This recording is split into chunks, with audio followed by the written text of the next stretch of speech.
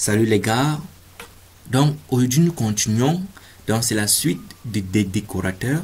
La semaine passée nous avons fait ceci, nous avons vu comment faire un décorateur, construire un décorateur et décorer une fonction. Et vous connaissez tous que les décorateurs augmentent ou élargissent le comportement d'un objet ou d'une fonction. En même temps, ça ne doit pas changer le code source, donc ça ne change pas le code source directement. Donc ici, qu'est-ce qu'on a constaté comme un petit problème qu'on pourra résoudre aujourd'hui? Le problème, c'était que on ne connaît, si c'est qu'on ne connaît pas le nombre d'arguments qui va prendre la fonction qui est décorée, qu'est-ce qu'on va faire avec notre décorateur? Donc, on va créer un fichier Python. Je vais créer un fichier Python que je vais appeler ça test. Ici, nous allons créer un décorateur qui pourra prendre autant d'arguments. Donc, si c'est que une fonction qu'on a envie de décorer, par exemple, si c'est qu'une fonction qu'on a envie de décorer va prendre un nombre d'arguments que nous on ignore, notre décorateur pourra être à mesure de décorer cette fonction. Donc, je vais juste définir mon décorateur. Je vais lui donner le nom déco qui va prendre un argument fond. Et à l'intérieur de ce décorateur, nous allons avoir une autre fonction qui est rapport, fonction rapport. Maintenant, dans la fonction rapport, on va mettre le keyword R, le R et keyword R. Donc ici, ceux-ci vont faire en telle sorte que les fonctions qu'on va décorer pourront prendre autant d'arguments qu'ils veulent et de n'importe quel type. Donc ça peut être une liste, ça peut être un dictionnaire, donc ça va pas déranger. Et là maintenant je veux juste imprimer un message à ce niveau. Je vais dire que function call, non, je vais dire function call. Je peux dire before the original one. Je peux juste laisser là. Et maintenant je veux essayer d'avoir le résultat. Donc, je vais dire result. Le result ici va faire appel à quoi? À l'argument qui se trouve dans notre décorateur. L'argument ici c'est fond. Et fond va prendre, ça va prendre pour valeur les arguments, les paramètres, c'est-à-dire les arguments qui se trouvent dans ici. Donc, je vais juste copier tout ceci ici.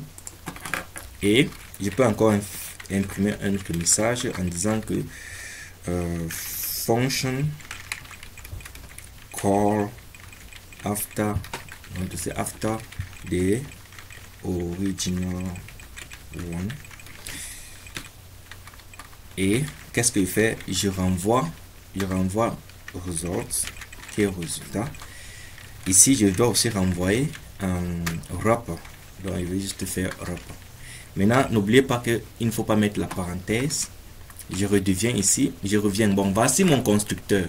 Je viens de finir avec mon constructeur. Donc, mon constructeur a pour fonctionnalité le print call before function call before original one et function call after original one.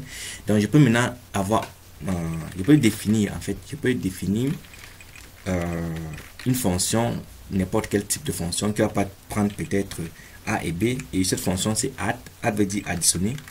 Et dans cette fonction, je veux renvoyer la valeur de, je vais juste dire A plus B. Donc, je vais renvoyer A plus B. Et qu'est-ce que je vais faire? Je vais imprimer sur mon écran. Qu'est-ce que je dis? J'appelle la fonction et je passe les valeurs dans les parenthèses. Donc, je peux dire que je vais imprimer 15 et 9. C'est bon. Donc, si j'exécute le programme à ce niveau, qu'est-ce que vous allez voir sur votre écran? Vous allez voir la valeur de 15 et 9. Maintenant, au moment où je vais décorer, au moment où je vais décorer cette fonction, regardez bien même, au moment où je vais décorer cette fonction, je vais décorer cette fonction avec le symbole arrobas et le nom de la fonction. Donc, quand je vais décorer cette fonction, qu'est-ce que je vais faire? J'exécute le programme, vous allez voir que le message function call before original one qui a été écrit ici a été augmenté. Donc, les fonctionnalités de cette fonction a été élargie ou augmentée parce qu'elle a été décorée. Donc, c'est un peu comme ça. Ici, vous pouvez mettre autant d'arguments. Donc, ça va dépendre. Si vous voulez, vous mettez même une liste ou un dictionnaire, ça va passer. Parce que ici, notre fonctionnalité, notre décorateur a prévu cela. Donc ça peut prendre une liste, ça peut prendre un dictionnaire. Donc ça peut prendre autant d'arguments que possible. Donc c'est ça un peu ce que je voulais vous montrer aujourd'hui.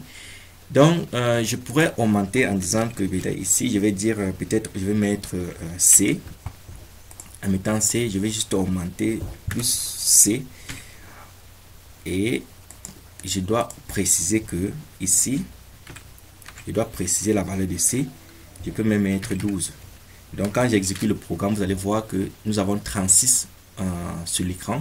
Donc ça veut dire, peu importe le nombre d'arguments que je vais mettre ici, ça va passer. Puisque ici, j'ai déjà mentionné que ça peut prendre autant d'arguments que possible. Donc mon décorateur peut contenir cela.